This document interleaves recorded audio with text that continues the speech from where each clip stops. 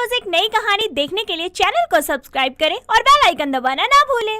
नैना अपनी माँ सुमन और बड़ी बहन नीतू के साथ रहा करती थी।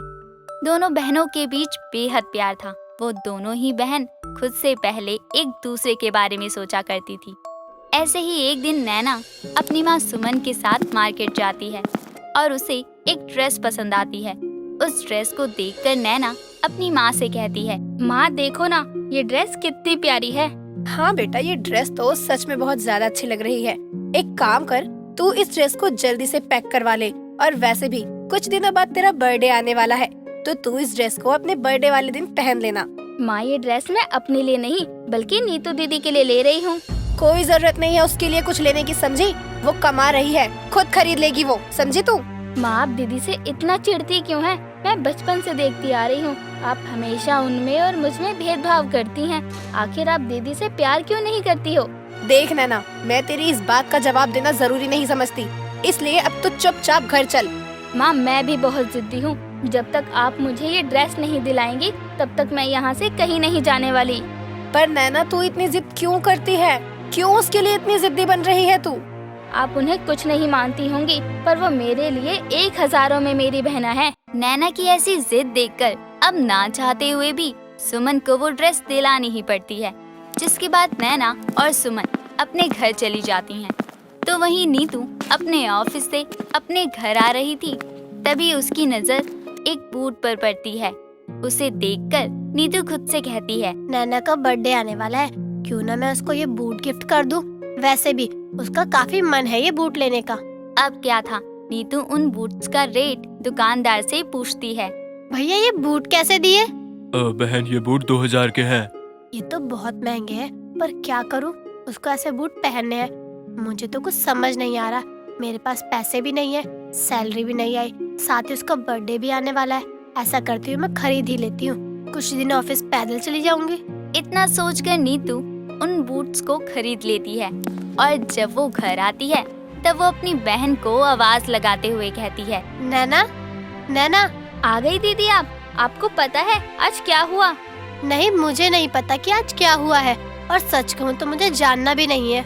दीदी, कैसी बातें करती हो तुम? तुम्हें पता भी है मैं आपके लिए क्या लाई हूँ? नैना के मुंह से सामान लेने की बात सुनकर नीतू समझ जाती है कि आज भी उसने अपनी माँ से बहस की है। जिसके बाद नैना नीतू को रुकने के लिए कहती है और थोड़ी देर बाद वो अपने हाथों में वही प्यारी सी ड्रेस ले आती है और अपनी बहन को देते हुए कहती है, ये रही आपकी ड्रेस। याद है जब हम घूमने गए थे तब आपको ये ड्रेस कितनी पसंद आई थी, पर पैसे न होने की वजह से आपने इस ड्रेस को नहीं खरीदा था। तो आज मुझे ये ड्रेस डिस्काउंट में मिली तो मैंने ये ड्रेस खरीद ली। सच में नैना, ये ड्रेस बहुत सुंदर है। मुझे तो विश्वास ही नहीं हो रहा कि मेरे पास ये ड्रेस है। खैर छोड़ इन सबको, तुझे पता है मैं तेरे लिए कुछ लेकर आई हूँ। अच्छा, और वो क्या है? ये देख, मैं तेरे लिए क्या लाई हूँ। वाह दीदी, ये क्या है? अब तो इसको खोलो और मैं तेरे लिए गाना गाती हूँ। हाँ, सही कहा दीदी आपने। मैं इस गिफ्ट को खोलती हूँ और आप अब गाना गाइए। 1000 में मेरी बहना है, सारी उम्र हमें संग रहना है। वाह दीदी, ये तो वही बूट्स हैं जो मुझे चाहिए थे, पर आप इस बूट को कैसे ला सकती हो? ये तो बहुत महंगे थे ना? नहीं, बिल्कुल भी नहीं। मैं मेरी बहन के लिए कुछ भी कर सकती हूँ, समझी पागल? वो दोनों आपस में बात कर ही रहे थे, तभी वहाँ पर सुमन आ जाती है और अपनी बेटी को नीतू के दिए बूट्स पर खुश होते हुए देखकर कहती है, नैना, ये क्या तेरे हाथों में सड़क छाप की चीजें हैं? माँ, ये कोई सड़क छाप चीज नहीं है, बल्कि मैंने इसको दुकान से खरीदा है। मुझसे जुबान चलाने की जरूरत नहीं है नीतू, इसलिए अब तू यहाँ से चुपचाप जा सकती है। जी माँ। नीतू अब अपने कमरे में जाने लगती है। तो वहीं ये सब कुछ देखकर नैना अब अपनी माँ से कहती है, माँ, आप हमेशा दीदी से क्यों चिढ़ती रहती हो? आखिर क्यों आप उनसे इतनी नफरत करती हो? कोई तो रीजन होगा। तुझे रीजन जानना है ना, तो सुन। वो मेरी खुद की बेटी है ही नहीं। जब तू मेरे पेट में थी तब तेरे पापा को ये रोड पर मिली थी, और तब से तेरे पापा ने इसकी जिम्मेदारी संभाल ली। मुझे भी कोई परेशानी नहीं थी, पर एक दिन जब तेरे पापा इसको लेकर बाहर गए तब उनका एक्सीडेंट हो गया, और मरते मरते उन्होंने मुझसे ये वादा लिया कि मैं इसका बहुत अच्छे से ख्याल रखूंगी। उनके मरने की वजह कोई और नहीं बल्कि ये लड़की है। इसने ही तेरे पापा को मारा है। नहीं माँ, ऐसा नहीं है। दीदी उस समय खुद एक बच्ची थी और पापा के मरने की वजह एक एक्सीडेंट था। अब आप ही बताओ, दीदी की इसमें क्या गलती? अब दीदी से उस चीज के लिए नफरत करती रही जिससे दीदी का कोई लेना देना ही नहीं है। तुम मुझे मत समझा, समझी? माँ देखना, एक दिन आपको आपकी बेटी पर बहुत गर्व होगा और जिस तरह हर समय मैं बोलती रहती हूँ ना, ठीक उसी तरह आप भी बोलोगी कि 1000 में मेरी बिटिया है। नैना की बात सुनकर एक बार फिर सुमन चुप हो जाती है और अपने कमरे में चली जाती है। समय गुजरता है और एक दिन नैना अपने कॉलेज से घर जा रही होती है, तभी उसका एक्सीडेंट हो जाता है, जिसके बाद वहाँ के आसपास के लोग नैना को हॉस्पिटल पहुँचाते हैं और उन्हीं में से एक आदमी नैना के फोन से उसकी बहन को फोन करता है। आप नैना के घर से बोल रही हैं क्या? हाँ, मैं नैना की बड़ी बहन बोल रही हूँ। क्यों, क्या हुआ? और आपके पास उसका फोन कैसे आया? मेरी बहन कहाँ है? आपकी बहन का एक्सीडेंट हो गया है और वो सिटी हॉस्पिटल में एडमिट है। आप जल्दी से आ जाइए। अब नीतू आओ देखती है ना ताऊ और दौड़ती हुई सिटी हॉस्पिटल पहुंच जाती है। सिटी हॉस्पिटल पहुंचने के बाद वो अपनी माँ को फोन करके बुलाती है और थोड़ी देर बाद जब सुमन हॉस्पिटल आती है तब अपनी नैना की ऐसी हालत देखकर सुमन रोते हुए नीतू से कहती है, अब तुझे सुकून मिल गया। पहले मेरे पति को खा गई और अब मेरी बेटी को। तूने ये कहाँ पहुँचा दिया? अरे तू चाहती क्या है? क्यों पड़ी है हम लोगों के पीछे? माँ, मैंने कुछ नहीं किया, बल्कि मेरे पास तो किसी आदमी का फोन आया था और जब मैं यहाँ आई तब मैंने नैना को। सुमन उससे कुछ बोल पाती उससे पहले ही वहाँ डॉक्टर आ जाते हैं और उससे कहते हैं, आप लोग ही नैना के घर वाले हैं? हाँ डॉक्टर, मैं ही हूँ नैना की माँ। देखिए, आपकी बेटी की किडनी डैमेज हो चुकी है। हमें उसका ऑपरेशन करना होगा। उनकी किडनी निकालनी होगी। अगर हमने ऐसा नहीं किया तो शायद हम उनको नहीं बचा पाए। तो कर दीजिए ना ऑपरेशन, देरी किस बात की है? चिंता की बात यह है कि आपकी बेटी की एक किडनी नहीं बल्कि दोनों किडनी डैमेज हो गई हैं और अब उनको जिंदा रहने के लिए किडनी की जरूरत है। सुमन कुछ बोलती उससे पहले ही नीतू बोल पड़ती है, देरी किस बात की है डॉक्टर? मैं हूँ ना, मैं अपनी बहन को किडनी दूंगी। डॉक्टर नीतू की बात सुनकर उसको नैना के पास ले जाता है और कुछ देर बाद ही नीतू अपनी बहन को अपनी एक किडनी दे देती है। ये देखकर सुमन को अपनी बेटी की बातों की याद आ जाती है और वो खुद से कहती है, सही कहा था नैना ने, एक दिन मुझे नीतू पर गर्व होगा। मुझे माफ करना नीतू बेटा, मैं हमेशा तुझमें और नैना में भेदभाव करती आई, पर अब नहीं। मैं पूरी तरह से तुम दोनों को बराबर प्यार दूंगी। सुमन जो बोलती है वही करती है और अगले कुछ ही दिनों बाद नीतू और नैना अपने घर आ जाती हैं, जिसके बाद अब सभी खुशी से रहने लगते हैं। अपनी माँ में आया बदलाव देखकर नैना आखिर में बोल ही देती है, माँ मैंने कहा था ना कि आप भी बोलोगी कि 1000 में आपकी बेटी है। हाँ, सही कहा था तूने। अब बस कर, तू तो मेरी जान है, क्योंकि 1000 में मेरी बहन है। मीनल गुंजन को अपने साथ कार में बैठाती है और कार को तेजी से रोड पर भगाने लगती है। कार को एक सुनसान रास्ते पर ले जाकर मीनल कार को रोक देती है और दोनों कार से बाहर आती हैं। जिस जगह पर दोनों रुकती हैं, वहाँ पर एक गहरी नदी भी थी, जिसके किनारे गुंजन मीनल से बोलती है, आज मैं तेरा काम तमाम कर दूंगी। बहुत हो गया तेरा।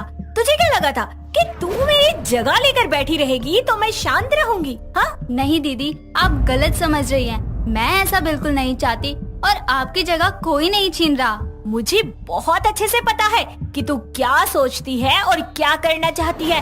आखिर तूने दिखा ही दिया ना अपना सौतेलापन, साबित कर ही दिया कि सौतेली बहन सौतेली ही होती है। नहीं दीदी, आप गलत समझ रही हैं। गुंजन मीनल को नदी में धक्का मारने ही वाली होती है कि उसका पैर फिसल जाता है और वो खुद ही नदी में गिर जाती है। मोहन की 2 बेटी थी, गुंजन और मीनल। मीनल मोहन की पहली पत्नी की बेटी थी। मोहन की पहली पत्नी की मृत्यु एक कार एक्सीडेंट में हो गई थी, जिस वक्त गुंजन बस 1 साल की थी। अपनी बच्चे के अच्छे भविष्य और घर संभालने के लिए मोहन ने सुमन नाम की एक औरत से शादी कर ली। कुछ समय बाद दोनों की एक बेटी होती है, जिसका नाम गुंजन रखा जाता है। सुमन हमेशा ही दोनों को बराबर का प्यार दिया करती थी। उसने कभी भी मीनल को ये एहसास नहीं होने दिया कि वो उसकी सौतेली माँ है। ऐसे ही एक दिन सुमन एक सुनार के पास जाती है और वहाँ से कुछ सामान लेकर घर आती है और अपनी बेटियों को आवाज लगाते हुए बोलती है। अरे कहाँ हो मेरी परियों, जरा इधर आओ, मैं तुम्हारे लिए कुछ लेकर आई हूँ। तभी वहाँ मीनल और गुंजन आती है और मीनल अपनी माँ से बोलती है। क्या लाई हो माँ? मैं तुम दोनों के लिए एक सुंदर सा ब्रेसलेट लेकर आई हूँ। अच्छा, जरा दिखाओ तो कैसा है। ये लो मीनल बेटा और ये लो गुंजन बेटा। माँ, ये तो बहुत सुंदर है और मेरे लिए ये सबसे कीमती चीज है, क्योंकि आप इसे लेकर आई हो तो इस ब्रेसलेट की वैल्यू और भी बढ़ गई है। ओ मम्मी, आपको तो फैशन का फा भी नहीं पता है। अरे आजकल कौन पहनता है ये ओल्ड स्टाइल ब्रेसलेट, बिल्कुल पुराना डिजाइन है ये। अरे दीदी कितना सुंदर तो है, देखो माँ हमारे लिए कितने प्यार से लाई है। तुझसे किसी ने पूछा है? बिना बात उंगलबाजी कर रही है। माफ करना दीदी, क्या गलत बोला उसने, बताइए जरा। तेरे नखरे तो इतने हैं जैसे कि किसी राजा महाराजा के घर की बेटी हो, अपनी औकात में रहना सीख। वाह, ये मेरी माँ नहीं बल्कि मीनल की माँ बोल रही है। आप मेरी माँ हो ही नहीं सकती। इसमें क्या गलत बोला उसने जो तू इतना भड़क रही है? अरे माँ बस करो ना, हो गया ना अब।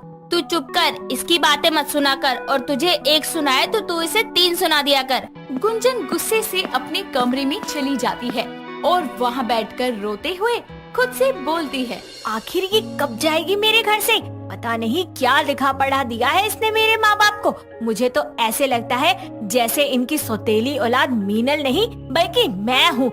अपनी औलाद के होते हुए भी मुझे सौतेलो जैसा प्यार दिया जाता है, मेरे साथ ही भेदभाव किया जाता है। मीनल चाहे जो बोल दे वो पत्थर की लकीर हो जाता है और मेरी बात को तो सुनकर भी नजरअंदाज कर दिया जाता है। ऐसे ही समय बीतता है और गुंजन अपनी सौतेली बहन मीनल से और ज्यादा नफरत करने लगती है, इतना कि वो दिन रात उसकी आंखों में खटकती। जब भी मोहन और सुमन मीनल की तारीफ करते तो गुंजन गुस्से से लाल पीली हो जाया करती। ऐसे ही एक दिन सुमन अपनी दोस्त कुसुम के घर जाती है और गुंजन को आवाज लगाकर बोलती है। अरे गुंजन, क्या तू मेरे साथ मेरी सहेली के घर चलेगी? क्या मम्मी, आप भी ना। अब आप आंटियों के साथ बैठकर मैं चुगलियाँ सुनूंगी क्या? आप ही जाओ, मुझे नहीं जाना। तुझे तो बोलना ही बेकार है। अरे मीनल बेटा, तू कहाँ है? इधर आ। हाँ माँ बोलो, क्या हुआ? कुछ चाहिए आपको? अरे बेटा मेरे साथ मेरी सहेली के घर चल, थोड़ा घूमना फिरना भी हो जाएगा।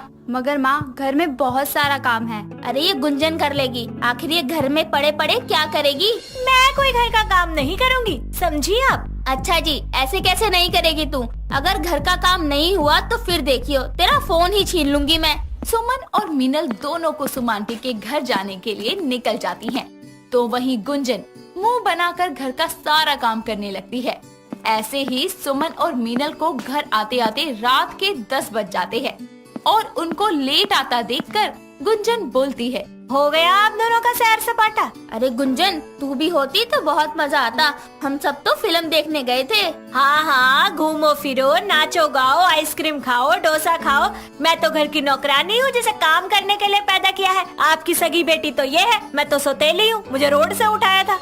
आज तो बोल दिया, लेकिन दोबारा मत बोलना। तू सौतेली नहीं है, ना ही मीनल, दोनों ही मेरी बेटियां हो और मैं दोनों से बहुत प्यार करती हूँ। आज इसकी वजह से आपने मुझ पर हाथ उठाया माँ, मुझसे कोई प्यार नहीं करता। गुंजन अपने कमरे में चली जाती है। तभी वहाँ उसकी माँ आती है और सुमन उसे समझाते हुए बोलती है। गुंजन, तुझे मैं कैसे समझाऊं? तूने कभी सोचा है कि मीनल पर क्या बीती है तेरा ऐसा बर्ताव देखकर? मन ही मन तूने कितनी कड़वाहट भर रखी है उसके लिए। और बेटा, उसकी माँ नहीं है इस दुनिया में, मगर उसने कभी भी मुझे अपनी सौतेली माँ नहीं समझा। लेकिन बेटा, तू उसको हमेशा सौतेला समझती है। मेरी बात मान तो तू उसको अपना ले और दोनों खुशी खुशी रहो। लाडो, मेरे लिए तुम दोनों एक जैसे हो। मैंने तुम दोनों में कभी फर्क नहीं किया, एक जैसा प्यार किया है। बेटा, अपना ये गुस्सा छोड़ दे और अपनी बहन के साथ मिलकर रह।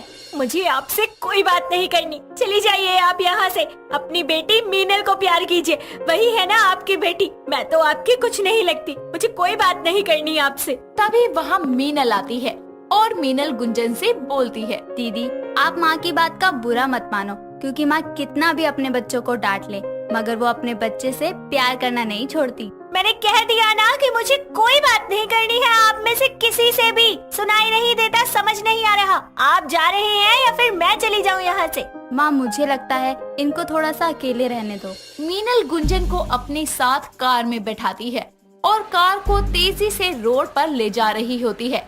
कार को एक सुनसान से रास्ते पर ले जाकर वो रोकती है और दोनों कार से बाहर आती हैं। जिस जगह पर वो रुकते हैं वहाँ पर एक गहरी नदी थी, जिसके किनारे गुंजन मीनल से बोलती है, आज मैं तेरा काम तमाम कर दूंगी। तुझे क्या लगा था कि तू मेरी जगह लेकर बैठी रहेगी तो मैं शांत बैठी रहूंगी? नहीं दीदी, आप गलत समझ रही हैं। मैं ऐसा बिल्कुल नहीं चाहती और आपकी जगह कोई नहीं छीन रहा। मुझे सब पता है कि तू क्या सोचती है और क्या करती है। आखिर तूने अपना सौतेलापन दिखा ही दिया, साबित कर दिया कि सौतेली बहन सौतेली ही होती है। नहीं दीदी, आप गलत समझ रही हैं। गुंजन मीनल को नदी में धक्का मारने ही वाली होती है कि उसका पैर फिसल जाता है और वो खुद जाकर नदी में गिरती है। गुंजन नदी में खुद को बचाने की बहुत कोशिश करती है। मीनल ना आओ देखती है ना ताओ। वो अपनी बहन को बचाने के लिए नदी में कूद जाती है और उसको बचाने की कोशिश करती है। तभी सभी आसपास के लोग वहाँ आते हैं और गुंजन को बचाकर बाहर निकालते हैं। तभी गुंजन बोलती है, मेरी बहन भी है इसके अंदर, आप उसे भी बचा लो। वो लोग मीनल को भी बचाने की कोशिश करते हैं। किसी तरह मीनल भी बचकर बाहर आती है। थोड़ी देर बाद दोनों को वो लोग हॉस्पिटल ले जाते हैं। गुंजन मीनल के पास आकर उससे बोलती है, मीनल मुझे माफ कर दे, मैं तो तुझे मारने के लिए यहाँ आई थी, उल्टा खुद ही मौत के मुंह में गिर गई और तूने बिना अपनी जान की परवाह किए मेरी जान बचाई। तू कितनी अच्छी है, मैं आज तक तुझे कभी समझ ही नहीं पाई मेरी बहन। तू मेरी सौतेली बहन नहीं बल्कि मेरी खुद की बहन है, मुझे माफ कर दे। नहीं दीदी, आप माफी मत मांगो। जो हुआ वो एक बुरा वक्त था, मगर इसी बहाने ही सही मुझे मेरी दीदी तो मिल गई ना। और अगर मैं आज मर भी जाती ना तो भी मुझे गम नहीं होता। ऐसे मत बोल पागल, बस मुझे माफ कर दे। हम दोनों बहनें मिलकर जिंदगी की एक नई शुरुआत करेंगे। हाँ हाँ दीदी, क्यों नहीं। मैं भगवान का शुक्रिया अदा करती हूँ कि उन्होंने मुझे मेरी बहन लौटा दी। अब बस भी कर, रुलाएगी क्या? इस तरह गुंजन को अपनी गलती का एहसास हो जाता है और वो मीनल से माफी मांगकर एक नए रिश्ते की शुरुआत करके आगे बढ़ती है। दोस्तों, अगर आपको ये कहानी पसंद आई तो इसे लाइक करें, शेयर करें और कमेंट करके बताएं कि कहानी में आपको सबसे अच्छा क्या लगा।